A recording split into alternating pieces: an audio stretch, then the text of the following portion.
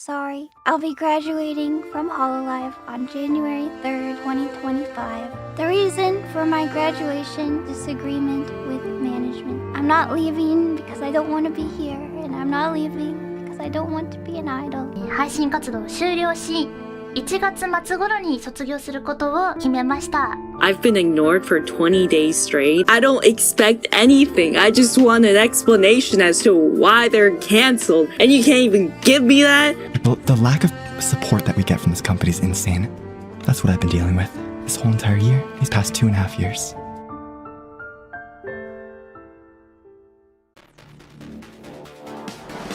Some months ago, I said that the only real criticism many people had for Hololive was criticisms that was found in all VTuber agencies. Restrictions as to how a talent can create content, the anti-male culture, the trends that a lot of people have when it comes to their Roshis as if they're beyond criticism, and almost worshipping them to a certain extent. I, unfortunately, have to report that within a couple months after that video has been made, things have changed.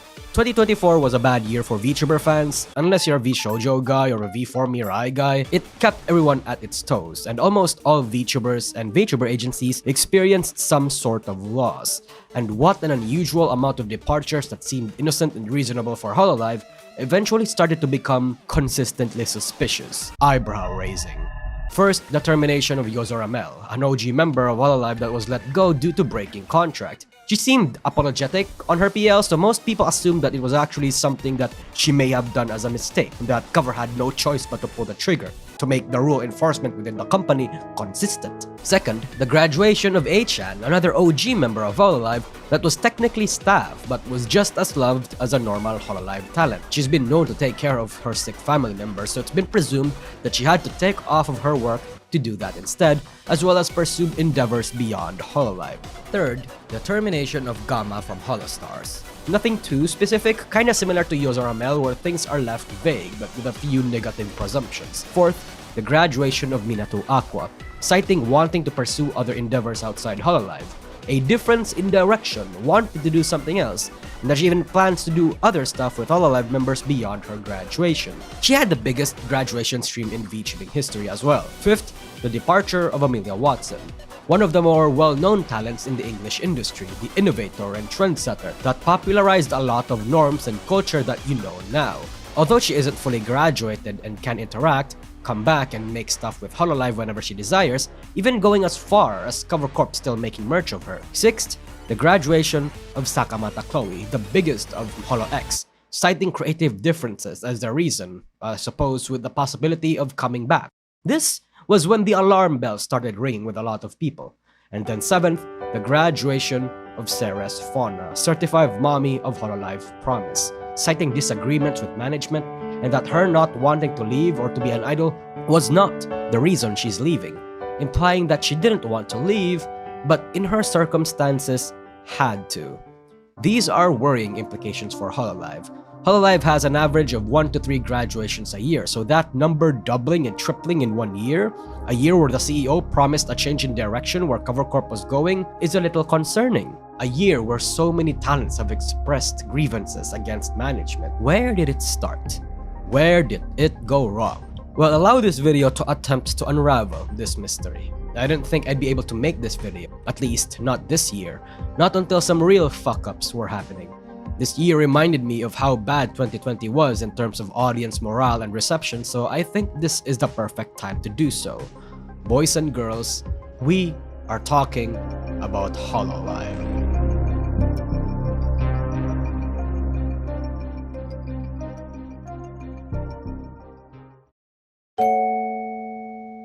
I don't think I need to repeat to you the entire history of this company, as it's a tale told many times. It's a saga of inspiration and huge up and downs. They're not a perfect company, but they've always been the golden example of what it's like to actually manage a corporation and maintain a cult following, a culture loved by all. As they are one of the biggest titans of the industry, with each talent being a superstar in their own right, they had expectations to fulfill, responsibilities and obligations to respond to. They were looked up as the golden standard, and whether they liked it or not, if they were to remain on top, they had to appear and operate as the golden standard. But like I said, they're not a perfect company. Their fuck-ups are documented thoroughly in this industry. But they seem to grow, learn from their mistakes, and to make sure to grow their audience and bottom line, and I do believe that. However, as a company develops, so does many aspects of itself, both the wanted and the unwanted. Where there is smoke, there is fire. And the smoke in this case is the unusual number of departures.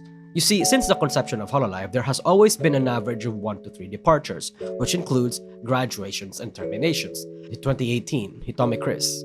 2019, none. 2020, Mano Aloe from Hololive 4th Gen, Kagami Kira, Yaku Shiji Suzaku, and Tsukishita Kaoru from HoloStars, and all of Hololive China, but Hololive China doesn't count. 2021, Kiryu Koko. 2022, Ura Harusha from Hololive's 3rd Gen, as well as Tsukumo Sana from Holo EN. 2023, Magni and Vesper from HoloStars EN. And 2024, of course, was the 7 that I just listed down. As you can see, aside from 2020, which had an understandable and very justified reason to release all of Hololive China, 2024 was an especially bad year. One would argue that it is just a time where the old guards of VTubing would go and pursue their own endeavors, and while that is a good and reasonable factor, I believe that's not all of it. Because this is also a year that a lot of talents in general have expressed their grievances against management. Grievances that has been made for a while now but that doesn't seem to have changed or acted upon.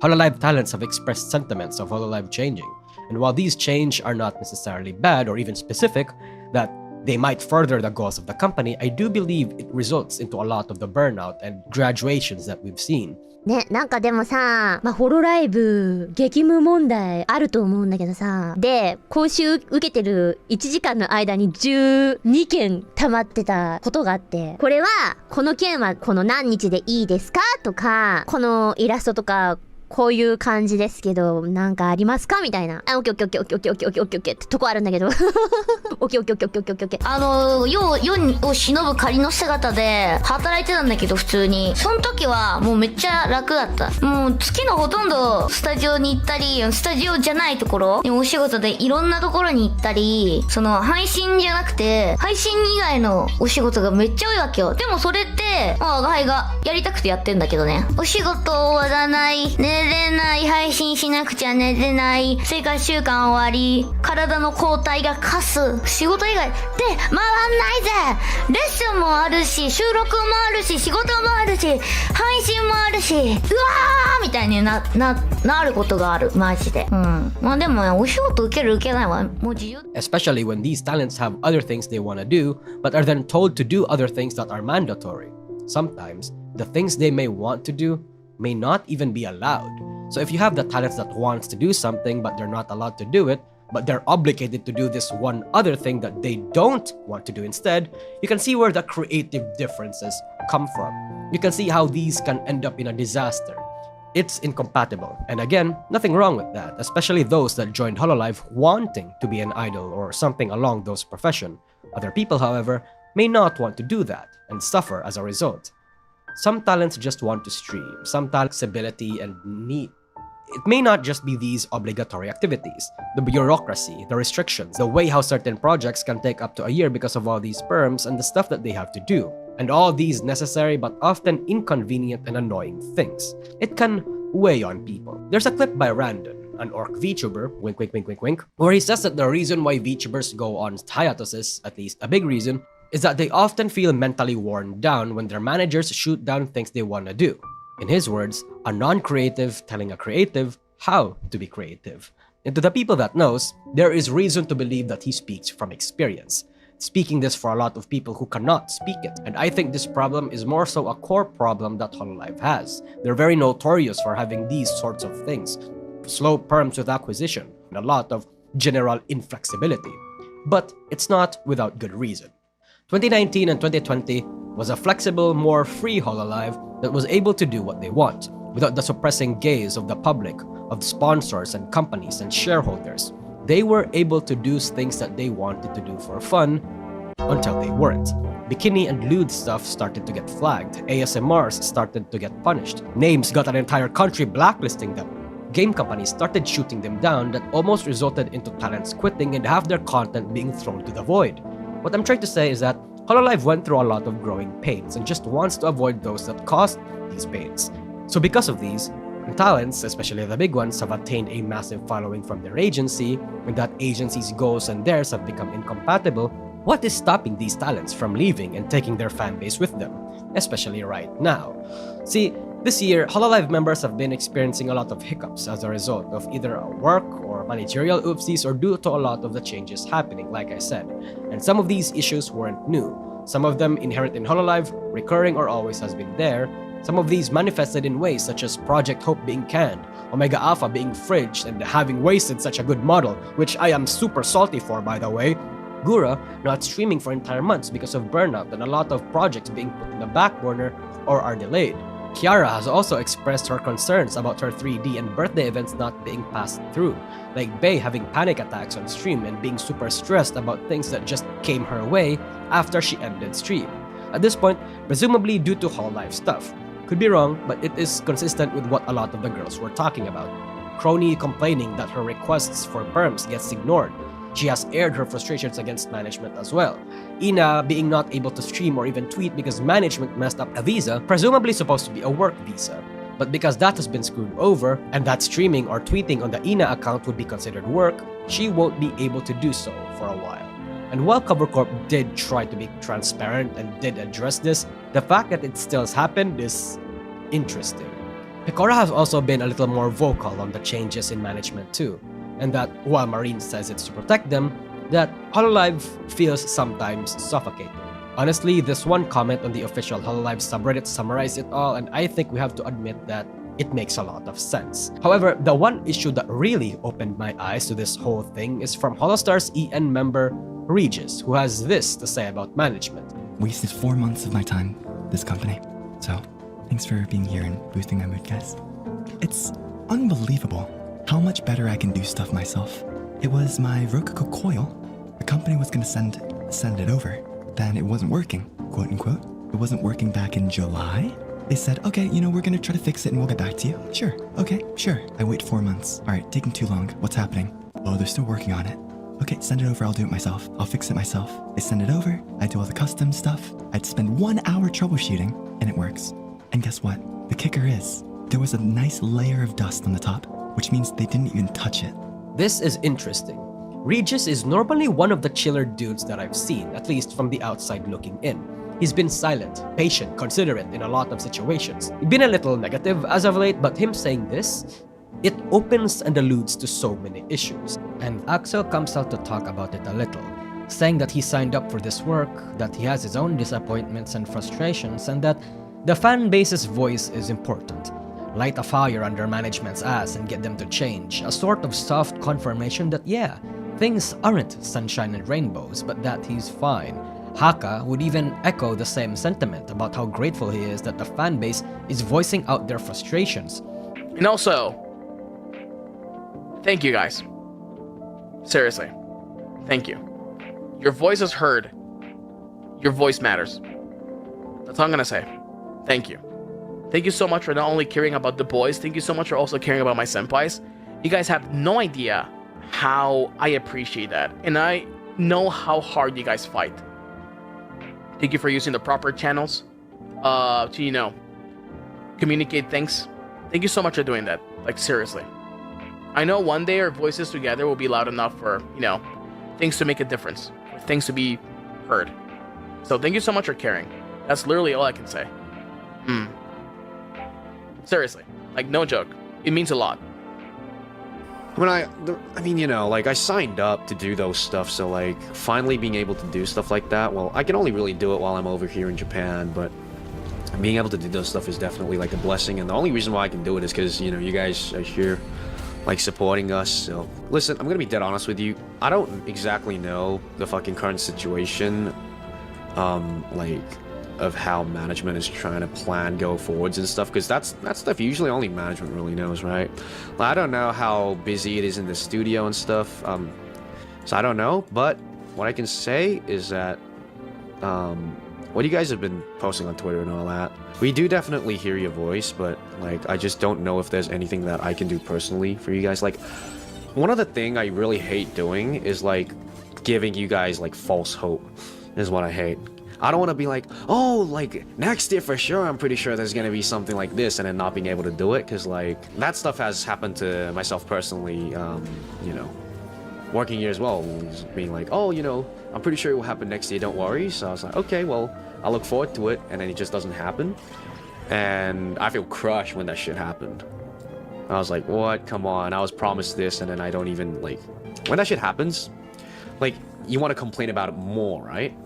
Yeah, so everyone has, like, you know, frustrations of whatever shape it may be, but like what you guys are doing is, I feel like, is good and correct. Just, you know, voicing out your, like, frustrations, and I mean, you know, like, I could voice a bunch of things, but let's just say, okay, I'm gonna threaten cover to do this, because if they don't, I'm gonna be like, you know, don't do any of that shit. Like, that's just childish. Is HoloStars not being given proper support because they don't make much money comparative to the girls? How long has this been happening? Would this be a factor into Magni and Vesper's graduation? All of this to say that, yeah, HoloStars seem like they have their own issues, but he speaks for himself. Regis and others who had problems with the company speak for themselves, for there are people still mentioned in that comment thread that actually came in to defend Cover Corp. Shiori and Kiara has stated that the company doesn't really force them to do anything they don't want to do, especially idol activities. Bae said that despite all of it, she still wants to be here. Crony says something similar, all these sorts of things. Yeah, I know a lot of people are kind of feeling uneasy at the moment. I really do mean it when I say that, you know, things will be okay. I said it on Twitter, and I personally don't believe the company is heading towards like a negative direction. And yeah, like I saw some people who wanted to hear my thoughts about it, since, you know, I would mention like, you know, some frustrations with management here and there. But the thing is, like, those concerns were only brought up because they're not really that big of a deal, since if things were actually problematic, I wouldn't be bringing it up on stream. And if things got really bad to that point, I don't think I would be here. Like, I have my disagreements here and there, but regardless of what's happened, I'm pretty happy to be here. Like, there's still things I want to do and show you guys, but I don't think I'll be leaving soon. Suisei even came out to defend Cover Corp from all the overworking allegations. に専念できなくて辛いんじゃないかみたいな。だから配信に専念する人は配信に専念させて、アイドルやりたい人はアイドルやってみたいな。で、それに関してなんだけど、じゃあ推しに言うてみればみたいな。もうライブなんかしなくていいんだよ。もう歌って踊る姿よりも配信してる姿の方が見たい、元気に過ごしてって言うてみればみたいなっていうのすごい思ってて、なんで勝手にそのさ、推しが歌って踊ってを従ってないみたいな風に思うんだろうって思って、なんかそれにムカついてたの。みんなさ、やりたくてやってんだよ。 Aside from Suisei's response, a few people in their membership streams assured fans that it's okay, sort of saying that a lot of the things Chloe or Fauna implied or felt didn't really apply to them, like the overwork or being made to do idol work. Perhaps again, it was an issue that was unique to Chloe and Fauna or their circumstances. But the message that came from the Japanese talents and what this change means for the company are so vague that really nobody outside Hololive knows what it's all about, as well as what the responsibilities and policies that the members are graduating and plan to graduate disagree with. And this vagueness is the point. So we don't and won't know what is happening, so that nothing is ever confirmed good or bad. We as an audience will never truly know what is changing in Hololive, and we will never know the real reason that these disagreements in the company can mean, as well as why the VTubers are leaving. We have no choice but to put up with it. That makes people restless. That's where people start asking talents questions and forming speculations based on what the crumbs that they're given. Overwork, forced to do things, lack of agency. And it just doesn't make people restless, it also makes people defensive. Unless you're a 4chaner, there's this strange culture in Hololive where you're not allowed to criticize management a talent or voice concerns, does the fandom fuck you up unless the criticism comes from the talent? A lot of people believe that any mistakes management makes are all understandable, or that it's nobody's fault because of circumstantial issues such as them going public, or that investors demands it, or scheduling, or again because they've been burnt in the past and they'd rather not get burnt again. But I feel like these reasons shouldn't be an excuse to a lot of these mistakes. It shouldn't be this blasphemous thing if we criticize Hololive or their management. Even if the talents, the female ones at least, say that they're happy with management, we can't ignore exactly the implications of Regis saying that he hasn't been receiving good company support for the past 2 years that he's been there. So I think despite the defenses the girls gave, the concerns are well-founded. Even if it's a concern that's exclusive on the HoloStars side, perhaps it is. Of course, this does not apply to all managers in any corporation. Individual managers for the girls could be welcoming and good and actually does their job. But some staff members with certain responsibilities and tasks may just be really bad at their job. Maybe the staff at HoloStars isn't as good as the staff in Hololive for whatever reason. Whatever the case, it's not gone unnoticed. And with the announcements of the departure of Chloe and Fauna, it wasn't just the English fanbase that took notice, but the Japanese fanbase as well. 2024 came at a time where people, now in droves, actually started to question what is really going on in Hololive. Because while this is normally normal, while people in employment come and go in a company, this is the first time it happened. In the context of Hololive and its culture, it's not normal. Hololive just does not lose 7 members in 1 year. The CEO mentioned that CoverCorp was forced to go public, or that he'd have to sell the company a while back, and I think that provides some insight as to how things ended up the way they are.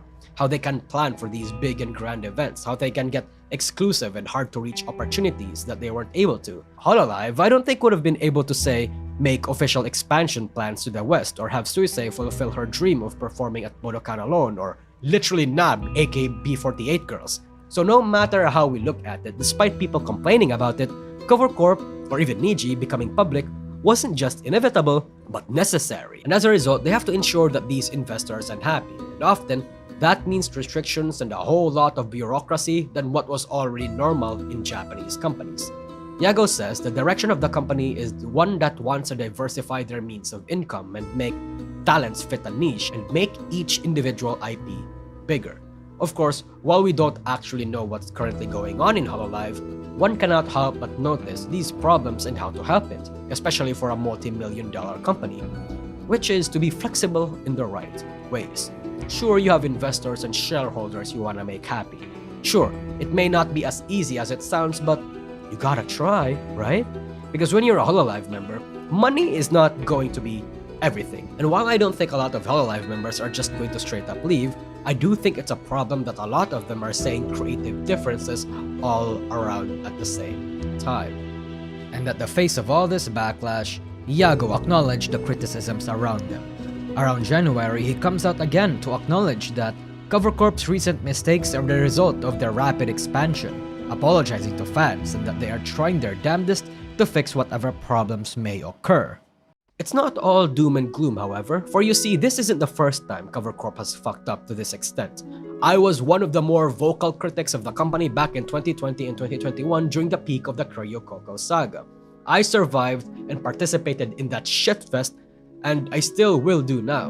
And the one thing that I've noticed throughout all this time was that CoverCorp did learn from their mistakes. CoverCorp fucks up a lot and will continue to fuck up. They're actually a little more trained PR-wise and is willing to eat their mistakes when they see it, but I do think that's one of the good traits that they have when it comes to fucking up. I just hope that they actually learn the right lessons this time and become a little bit more flexible. Because change means growth or failure. If you are somewhere or someone that refuses to change, you cannot grow. Changing is a risk that comes with not just business but anything in life. And those that decide to remain with CoverCorp have to take those risks, as well as those that are new and that join them. And who are we to tell them what's good for them? I do think that a lot of the backlash and the concern handling and the heat that CoverCorp is tanking is deserved. You can't make mistakes anywhere without facing any sort of repercussions after all. And again, they do have a track record of actually improving, so I think I'll stay with them a while. At least until Ina, Pecora, or Suisei graduates. If they go, I go, my guy. People come and go. especially if they were a legacy talent, especially in individual circumstances unique to each talent. It's not just because Hololive is overworking people or that the company is publicly traded. It's not just because people are forced to do things they don't want to do. Hololive is changing, and that comes with its own anxieties and differences, and we will never really know what it means. Eventually, there will be more talents going out the door and will be saying a lot of negative experiences that they have with Hololive and cover. There will be more hard-hitting graduations, and you have to prepare for that. It's gonna come soon. There will be times where your will to support this company may be tested. I made a video a couple weeks ago titled Why VTubers Leave Their Agencies, and I think it summarizes the answer. It's reasons like goal incompatibility, which would include them being obligated to do things they don't want to do or not getting enough support on things that they want to do. I also mentioned that they may still want to tolerate all of that regardless because they may be afraid to leave their comfort zones or that this is all they have or that they like the company in general. But the one thing I wanted to point out in that video that I will now is that what does it all mean for the fan base of the agency that is being left? Because the old guards, the legacy talents, some of them have been doing VTubing for a major part of their lives and may want to do something else, something new. Because when a company changes and the legacy talents are no longer interested in working with them, they as an agency have at the very least have to do something. And one of the things that they are going to have to go about it is to build a new generation of talents whose goals are compatible with the current state of the agency.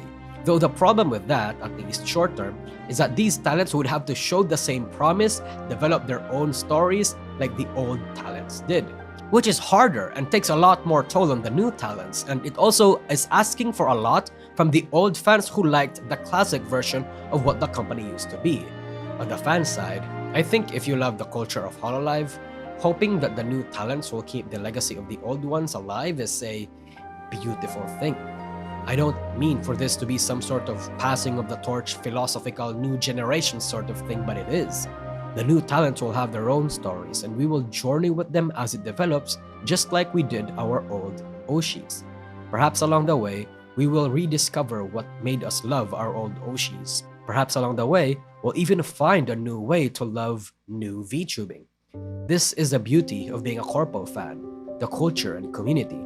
Despite its ups and downs, this is a sort of culture unique to VTubing. I want to tell you that your Oshis would have liked to be part of it, and fortunately they are. They made the culture and the community that you love the way they are and paved the way for the new ones to continue.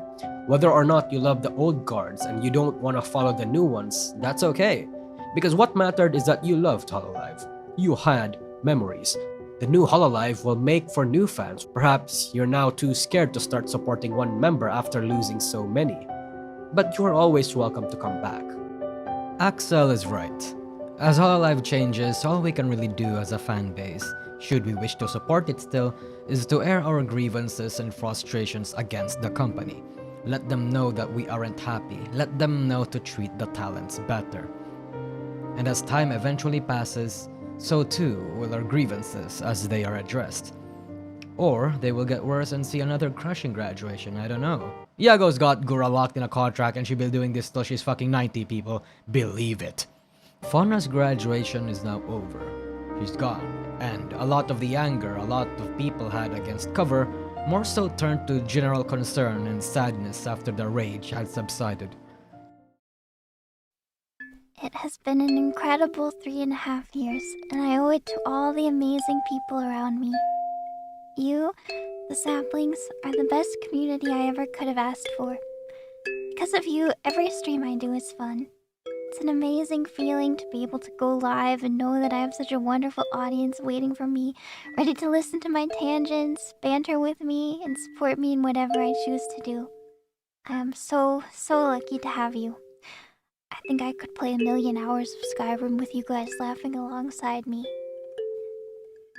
I don't think I ever would have been able to meet so many talented people without Hololive. I am so lucky to be surrounded by such amazing singers, dancers, streamers, artists, and some of the kindest souls I know. It is truly special, not just to meet everyone here, but to perform on stage with them and to become friends. You can bet I'll be cheering my friends on in the audience from now on. I truly wish them the best. Hololive is full of amazing people who deserve so much love. My debut was rougher than I like to admit. I was dealing with imposter syndrome and had a hard time finding a place that felt like my own. I was surrounded by people who seemed to be on a different level, a level I felt like I could never reach. I've gained a lot of confidence since then, and even though I still think my friends are on an incredible, maybe unreachable level, I can be proud of what I've accomplished here. I've made memories I'll never forget and learned so much about the world and myself along the way. I'm glad Holo-Ien was a place I could call home for so many years. I want to thank Asagi Mama for making me so beautiful, my promise and council ladies for always inspiring me, my senpai for allowing me to have gone on this journey, everyone in Holo-Ien for being my friends and my muses, and the saplings for being the best community I ever could have hoped for. It's impossible not to be sad, but I'll be looking optimistically towards the future, and I know there's happiness to be found there. Take care, and fawn well. This is your gamer idol Kieran signing off. Thank you for everything.